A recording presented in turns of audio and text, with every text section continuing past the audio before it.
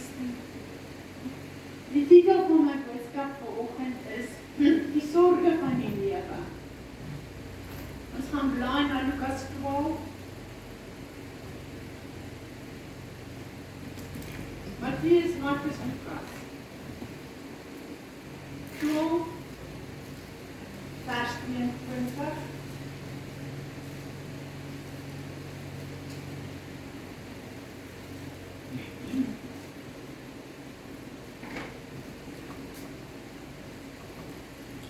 En hy het aan sy disippels gesê, daarom sê ek vir julle, en ons is sy disippels, so dit geld vir ons nou ook vandag, moenie julle kwel oor julle lewe, wat julle sal eet, of oor julle liggaam, wat julle sal aantrek nie. Die lewe is meer as die voedsel en die liggaam as die klere. Kyk na die kraaie, want hulle saai nie en hulle maai nie, hulle het geen voorraadkamer of skuur nie, en tog voed God hulle. Hoeveel meer is julle nie werd as die voëls nie? En wie onder julle kan deur hom te kwel een el by sy lengte voeg? As julle dan selfs nie die geringste kan doen nie, waarom kwel julle oor die ander dinge? Kyk na die lelies, hoe hulle groei, hulle arbei nie en hulle spin nie, en ek sê vir julle self Salomo in al sy heerlikheid was nie bekleed soos een van hulle nie. As God dan die gras van die veld wat vandag daar is en môre in 'n oond gegooi word, so bekleed, hoeveel meer vir julle klein gelowiges? Julle moet ook nie soek wat julle sal eet of wat julle sal drink nie, en julle nie ongerus maak nie, want al hierdie dinge soek die nasies van die wêreld, wat julle Vader weet dat julle hierdie dinge nodig het. Maar soek die koninkryk van God en al hierdie dinge sal vir julle bygevoeg word. Moenie vrees nie, klein kindertjie, want julle Vader het 'n welbehae daarin gehad om aan julle die koninkryk te gee. Verkoop julle besittings en gee almoëse, maak vir julle beurse wat nie oud word nie, 'n skat in die hemel wat onuitputlik is, waar geen dief bykom of mot verteer nie, want waar julle skat is, daar is julle hart ook. Kom ons gaan ook lees in Matteus 6, vers 25. Dieselfde gedeelte. Kom ons lees dit weer, dat het goed ingaan mee. Daarom sê ek vir julle, my disippels, moenie julle kwel oor julle lewe, wat julle sal eet en wat julle sal drink, of oor julle liggaam, wat julle sal aantrek nie. Is die lewe nie meer as die voedsel en die liggaam as die klere nie? Kyk na die voëls van die hemel, hulle saai nie en hulle maai nie, en hulle bring nie bymekaar in skure nie, en tog voed julle Vader hulle. Is julle nie baie meer werd as hulle nie? Wie tog onder julle kan deur om te kwel een el by sy lengte voeg? En wat kwel julle oor klere? Let op die lelies van die veld, hoe hulle groei, hulle arbei nie en hulle spin nie. En ek sê vir julle dat selfs Salomo in al sy heerlikheid nie bekleed was soos een van hulle nie. As God aan die gras van die veld wat vandag daar is en môre in 'n oond gegooi word, so bekleed, hoeveel te meer vir julle klein gelowiges. Daarom moet julle nie kwel nie en sê, wat sal ons eet, wat sal ons drink, wat sal ons doen, wat sal ons aantrek, waarheen sal ons gaan, ek en as ons 'n paar uitgesit. Want na al hierdie dinge soek die heidene, want julle hemelse Vader weet dat julle al hierdie dinge nodig het, maar soek eers die koninkryk van God en sy geregtigheid en al hierdie dinge sal vir julle bygevoeg word. Kwel julle dis nie oor môre nie, want môre sal oor homself en sy eie dinge kwel, want elke dag het genoeg van sy eie kwaad. Nou, eerstens sê die woord hierso, die wat hulle gedurig kwel oor allerhande dinge, word hier genoem wat? Klein gelowiges. Mense wat hulle gedurig kwel oor allerhande dinge, word genoem dat ons nog klein in ons geloof tot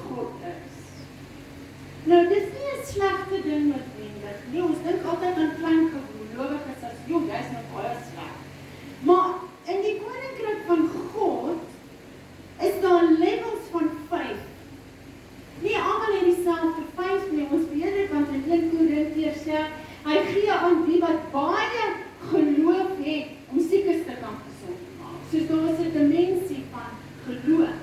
Maar God wil altyd hê dat ons in geloof moet groei. So as hy vandag vir ons sê, die wat ons gedurig deur allerlei dinge kwel, is ons nog klein in ons geloof. Ons het nog nie volgeword in ons geloof met God nie. Nou, vers 29 sê, nor have any anxious mind. Die Engels sê, ons moet geen anxious mind hê nie. Nou, 'n anxious mind word beskryf in die Woordeboek, a feeling or showing, jy voel dit of jy wys dit. Worry, nervousness, unease about something with the uncertainty of its outcome. Kom ek sê dit in Afrikaans. Jy voel dit, you feel it, en jy wys dit. Mense wat anxious is, bang is, worry, nervous is, jy kan dit sien in hulle. Jy kan dit voel in hulle. Pieter het 'n gawe dat hulle in 'n vertrek instap, kan hy mense se feelings voel. So jy kan dan sit met 'n grap en 'n lag, maar hy voel wat hier binne gaan. En dan sê hy, daai ou sê dat iets is nie reg nie. En as jy hom gaan vra, dan kom jy agter dit is so. Maar wie nie daai gawe het van onderskeiding van feelings nie, kan dit nie agterkom nie. So jy feel dit, jy voel dit, jy sien dit, jy voel en toon bekommernis, senuweeagtigheid, ongemak. En dit is gewoonlik oor iets wat jy onseker is oor wat die uitkoms gaan wees. Met ander woorde, jou man is siek, jy is onseker oor wat die uitkoms gaan wees, en nou raak jy bang, jy worry, jy's nervous, jy's unease. Nou kom vers 32, maar voor ek vers 32 lees. Bekommernisse, senuweeagtigheid, ongemak is 'n emosie wat elke mens op die planeet een of ander tyd in hulle lewe ervaar. As jy 'n mens is, gaan jy dit ervaar. Dit is iets wat ons almal mee struggle, wat ons almal leer gaan.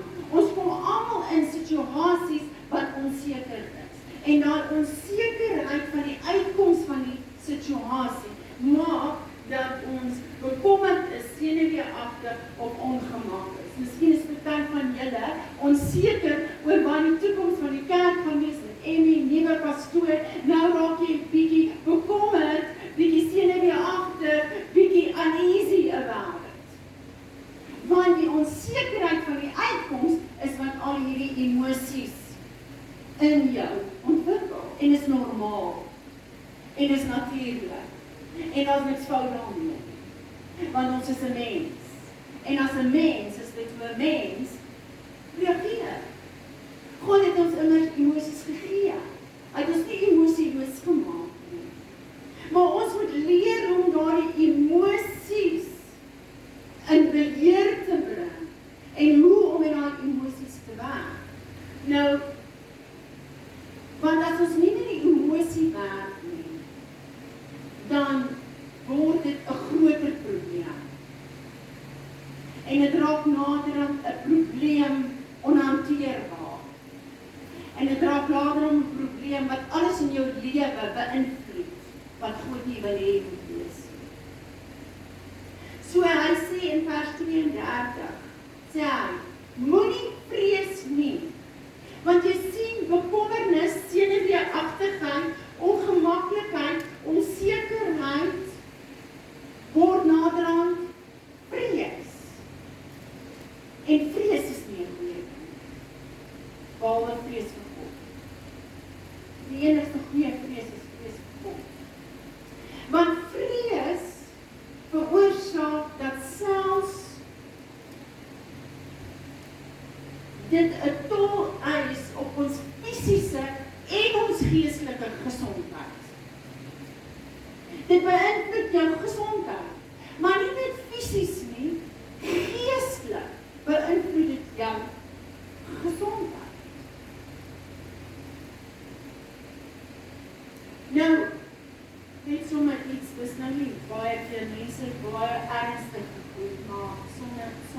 misluks. Die ou gaan na sielkundige toe, en hy het 'n verskriklike vrees, dat daar altyd iemand onder sy bed is. Hy kry nie geslaap nie, maar het voel altyd of daar iemand onder sy bed is. Hy is seker van die ander nasie wat in die oplossing gaan. En hy glo net, daar's iemand onder sy bed. En hy was by die sielkundige nou al hoeveel keer. En die sielkundige het nou al maande met hom gewerk. Maar hy kom nie uit hierdie vrees van hierdie iemand onder sy bed nie.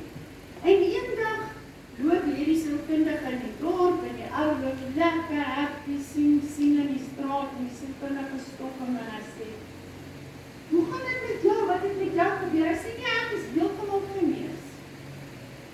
Ek is heeltemal oor my vrees. Ek het geen vrees nie. Dat daar iemand onder my bed is. En die sielkundige sê, maar hoe het jy dit reg gekry? Ek het dan soveel sessies met jou gehad. En jy kon nie daar uitkom nie. En die ou sê, nee, ek het 'n baie goeie vriend gehad. En hy het my baie goeie raad gegee. Hy sê, nou wat is hierdie raad? En hy is so angstig om hierdie raad te hoor, want hy kon het om die reg kry en hy wil weet wat is hierdie raad. En hy sê, wat is hierdie raad? Hy sê, nee, hy het vir my gesê, sny al 4 pote af, sê die goed bed, kat op die grond.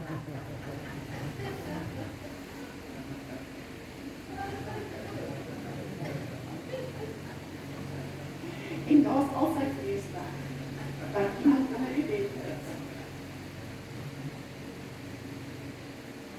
Nou, hoeveel bekommer ons, en hoeveel van ons bekommernisse is ongegrond? Ongesonde bekommernis kan ons so verlam, dat ons ondoeltreffend en nie in staat is om die lewe se uitdagings die hoof te doen. Dit kan ook tot depressie lei. Ons bekommer ons oor siekte, oor virusse, oor finansies, oor familie, oor kinders, oor onvoorsiene situasies of gevare wat mag kom. En vele dinge. Elke dag van ons lewe bekommer ons oor iets. En hoeveel van daardie bekommernis is ongegrond en kom daar niks van nie. As ons op vakansie gaan, bekommer Pieter om vir 5 maande voor die tyd amper die kar. En dan kom ons terug en dan niks met die kar gebeur nie. So vir 5 maande, hoeveel van daai bekommernisse?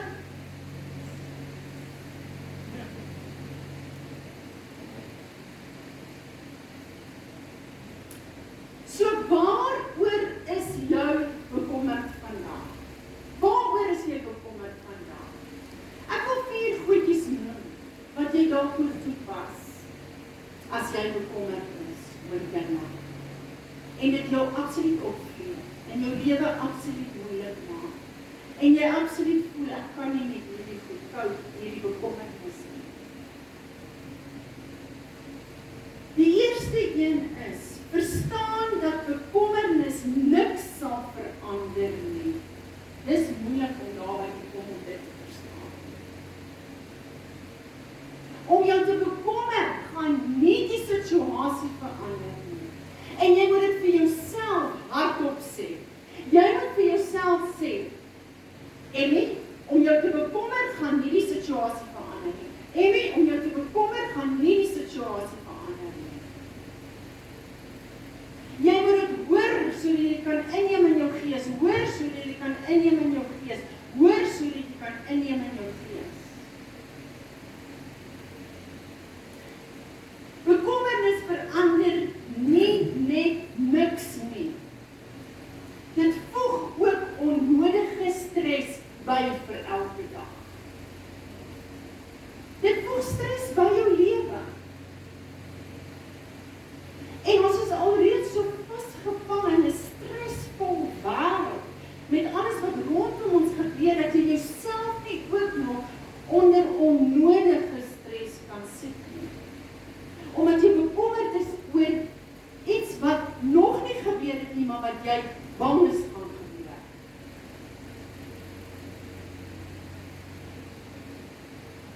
In elke lewe het ons moeilikheid.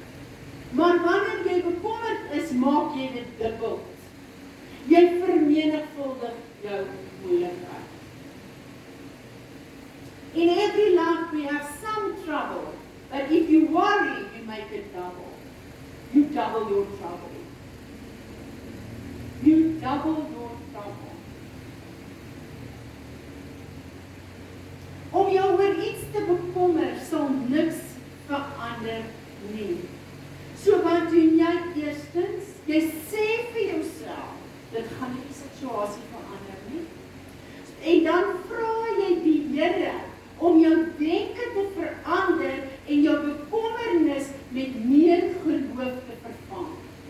Sê Here, ek is klein gelowig in hierdie saak. Ek sukkel om te glo dit gaan beter gaan met my finansies. Ek sukkel om te glo ons gaan dit maak. En dan sê jy, Here, ek is klein gelowig in hierdie situasie. Ek is meer gelowig aan U wat op die kruis gesterf het. Ek is bietjie minder gelowig in my finansies. Here, verander my denke en verander my geloof om meer te glo dat U my voorsiening is. Dat U vir my sal sorg. Dat as die poppel klein het, dan al wel 'n uitkoms sal wees. Nommer 1. Nommer 2. Wat sê hy hierso? Wel, julle, dis nie oor môre in die vers 34, want môre sal hom oor sy eie dinge kwel. Elke dag het genoeg aan sy eie kwaad. Leer om eendag op 'n slag te leef. Leer om eendag op 'n slag te leef.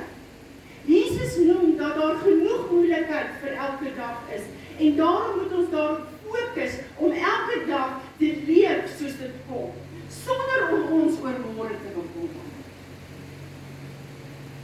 Meeste mense wat in baie anxiety lewe, worry altyd oor wat van môre, wat gaan volgende gebeur, wat gaan nou gebeur. Hulle dink altyd vooruit. Nou kom ek gaan terug na Pieter toe. Dit beteken nie dat ons nie vir die toekoms moet beplan nie. Want jy sien wat sê Pieter baie keer vir my. Emmy, ek is 'n beplanner. Ek beplan vooruit. So ons moet nie beplan vooruit met bekommernisse verwar nie. Want 'n man is geneig om dit in hom te hê, want God het daar gesit om vooruit te beplan. Hy's 'n beplanner, hy dink vooruit. So, dit is goeie kwaliteit.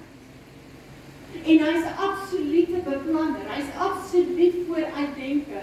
Ek hoef nie te bekommer oor die dag van môre nie, want hy het klaar oor môre gedink. Maar wanneer raak dit bekommernis en kwelling? Wanneer ons op vakansie gaan, en hy vat die kar vir die diens, en ons sit nuwe bande op, en hy check al die olie, en hy check al die water, en hy check alles aan die kar, laat daar nou letterlik alles gecheck is. En hy doen absoluut alles wat hy moet doen. En dan sit hy nog elke dag, ek is so bang ons gaan aan sy pad staan, ek is so bang, sê my net, ons staan daar in die Karoo, sê nou, dit is verby beplanning. Dit is nie meer beplanning nie. Nou het jou beplanning oorgegaan in kwelling, anxiety, bekommernis, en nou is dit nie meer reg nie. Want jy is klein gelowig.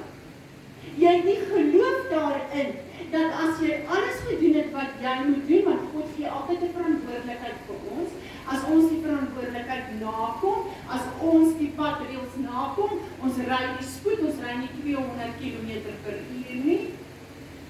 As ons deel nakom, dan hoef ons nie klein gelowig te wees, dat God sy deel sal nakom nie.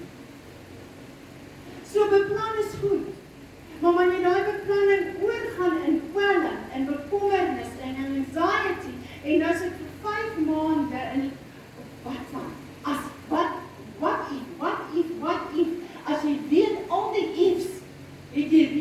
bid. Die bande is reg, die band gaan nie bars nie. Kan die splinternuwe band bars? Nie lucky nie, nie sommer nie. Wanneer bars bande? Wanneer jy vir hom goed afgery het?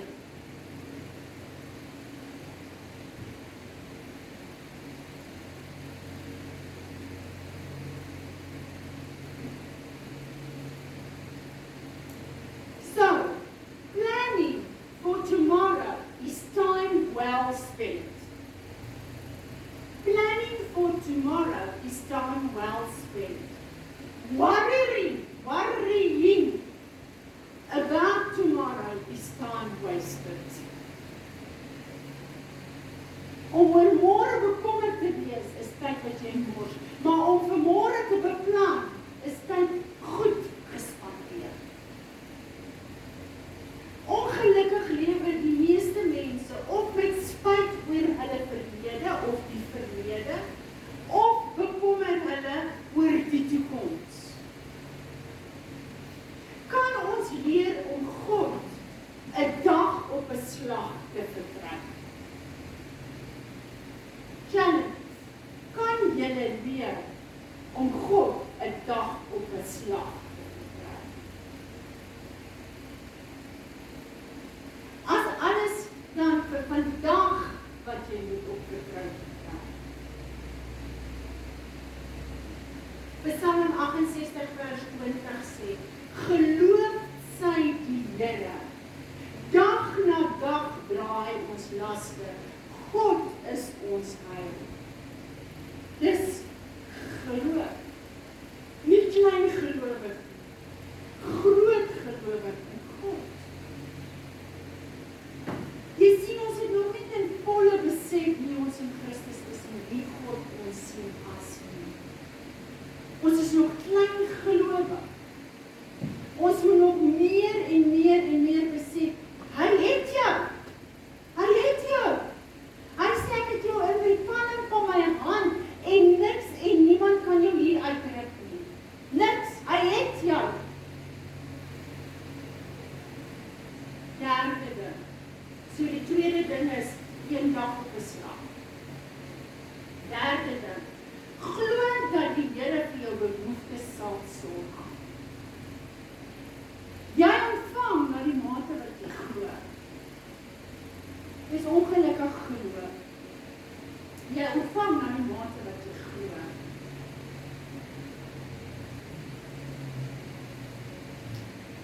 Met verwysing na kos, drank en klere, simbolies van al ons behoeftes, het Jesus gesê, en kos, drank en klere en finansies, het Jesus gesê, jou hemelse Vader weet dat jy dit nodig het. Hy het ook die volgende twee eenvoudige maar kragtige illustrasies gebruik om die Vader se sorgsame hart te wys, sy hart, vers 26. Kyk na die voëls van die hemel, hulle saai nie en hulle maai nie en hulle bring nie bymekaar in die skure nie en tog voed julle hemelse Vader hulle. Is julle nie baie meer werd as hulle nie? Tweede illustrasie, 28. En wat kwel julle oor klere? Let op die lelies van die veld, hoe hulle groei, hulle arbei nie en hulle spin nie. En ek sê vir julle dat selfs Salomo in al sy heerlikheid nie bekleed was soos een van hulle nie. As God dan die gras van die veld wat vandag daar is en môre in 'n oond gegooi word, so bekleed, hoeveel meer vir julle klein gelowiges? Jy ontvang na die mate van jou geloof. Leer om meer in God te vertrou. Leer om in jou geloof met God te groei. God ken nie net ons behoeftes nie. Hy is meer as in staat om ook daarvoor te sorg. Ons is vir hom baie werd, meer as voëls en meer as blomme. Ons is vir hom baie werd. Ons is die kroon van sy skepping. As kroon van sy skepping is jy baie meer werd. Maar jy is klein in jou geloof met wat God vir jou kan doen.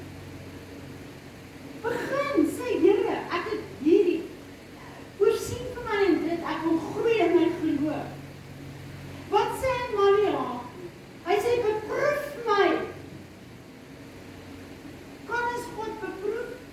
Dis een plek waar hy sê ons kan hom beproef.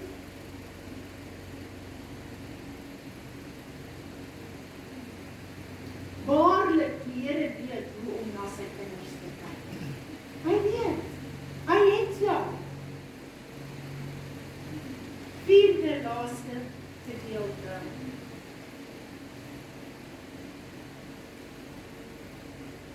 Maar soek eers die koninkryk van God en sy geregtigheid en al hierdie dinge sal vir jou bygemaak word. Soek God eerste. Staan eerste. Hier, Jesus moedig ons aan om eers sy koninkryk en sy geregtigheid te soek. Nou kom op, vat 'n praktiese voorbeeld om dit duideliker te maak. Dit het niks te doen hier met om Jesus aan te neem as jou saligmaker en verlosser. En dit het julle lankal gedoen. Hy is lankal julle saligmaker, hy is lankal julle verlosser. Julle het hom lankal aangeneem, julle is lankal gedoop, want julle het al die doop met die Heilige Gees. Dit is klaar gedoen. Waarvan praat hy? Soek eers die koninkryk en sy geregtigheid.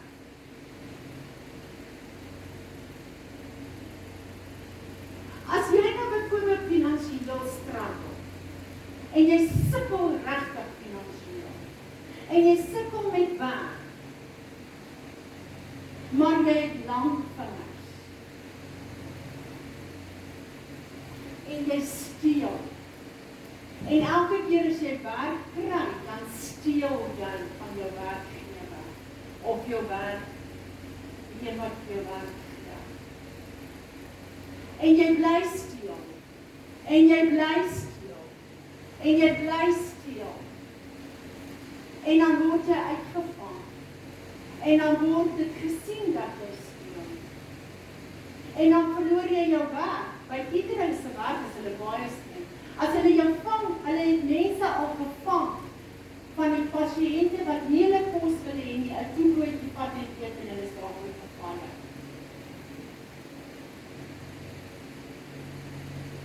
Dis kos wat hulle gaan in die astrom gooi hulle. Die pasiënt wil dit nie hê nie, maar die pasiënt het daarvoor betaal. Hulle mag dit nie eet nie. En daarvoor word hulle gevalle. By Unieke se werk moet hulle eie koffie en melk en suiker en goed vat. So hulle het 'n yskas waar hulle kos insit en waar hulle melk bewerk. En elke ou se naam is daar geskryf. En nou onlangs is daar bevind dat van die mense se kosblikke se kos weeg is as hulle daar kom om hulle kos te kry. Dan het ander staf hulle kos gevat en geweeg. Nou laat ek vir jou een ding sê, soos Unieke sê, mami, daar's baie wat uit rural areas kom. Hulle het nie kos nie. Hulle is so honger. Nou maak hulle hierdie yskas oop, hier is hierdie versoeking.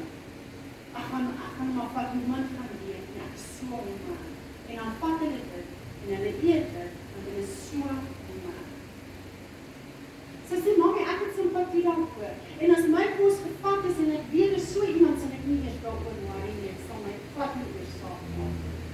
Maar so gebeur het dat iemand se kos gevat is, en sy gaan klaar aan, dat daar kos gevat word, want het maak 'n gereelde ding. En hulle vind uit, wie's dit? 3 mense. Al 3 is op die plek gefire, en hulle het hulle werk verloor. As gevolg van kos van. Dis nie die besigheid vind nie. Dit het niks met die besigheid te doen nie. Ek praat nie eers van jou besigheid steel nie. Ek praat van jou kollegas se goed steel. Nou sy soek eers die koninkryk van God en sy wat?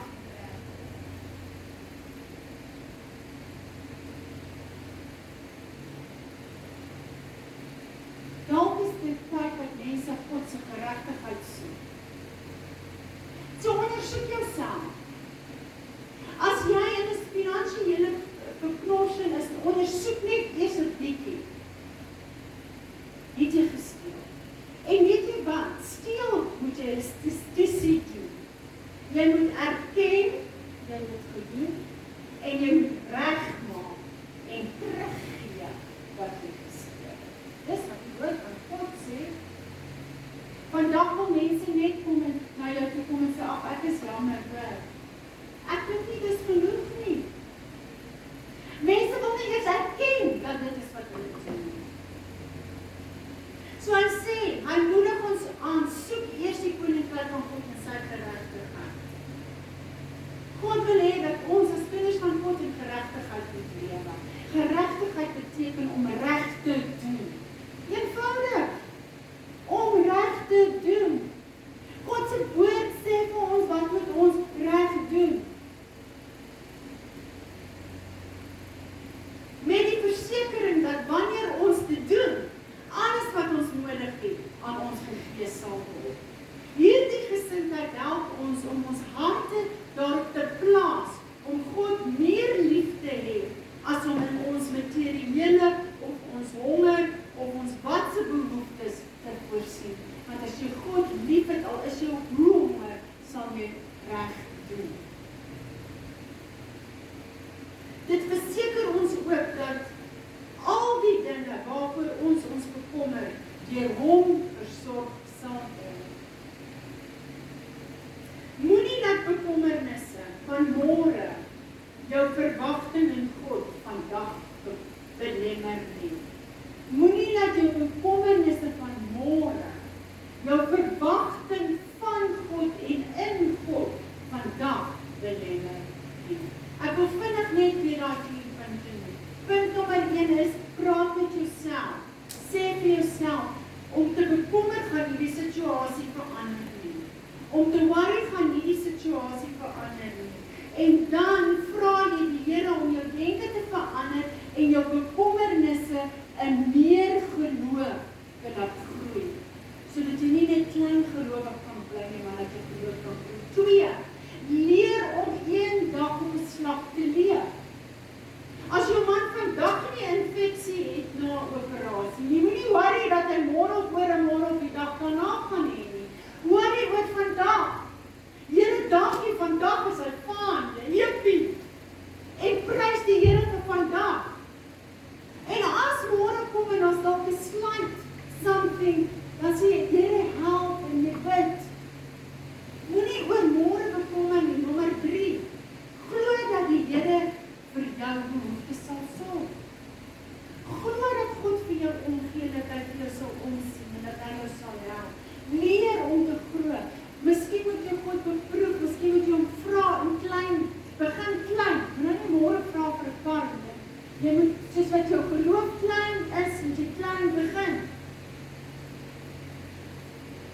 Dat die Here jou geloof kan bou. En nommer 4, soek eers die geregtigheid. Doen wat reg is, en jou pad sal reg wees voor U. Amen. Vader, dankie vir oggend vir die woord. Laat dit inslag sal neem, maar ons lewe in 'n wêreld, ek self bekommer my baie keer so oor dinge. Ek self raak baie keer in stres, Here. En Vader, soveel as wat hierdie boodskap vir elkeen hier vanoggend dink ek iets beteken.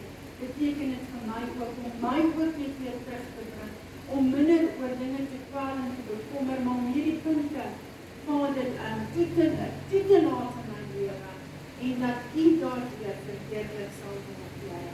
Vader, ek loof en prys U dan nou vir U genade, liefde, en dat U vir ons soveel omgee, meer as die lelies, meer as die voëls. Vader, U gee vir ons meer om as enige van daai dinge, en U sal ons klee met die beste klere. U sal ons maag altyd voorhou. Here, want U is goed vir ons en ons loof en prys.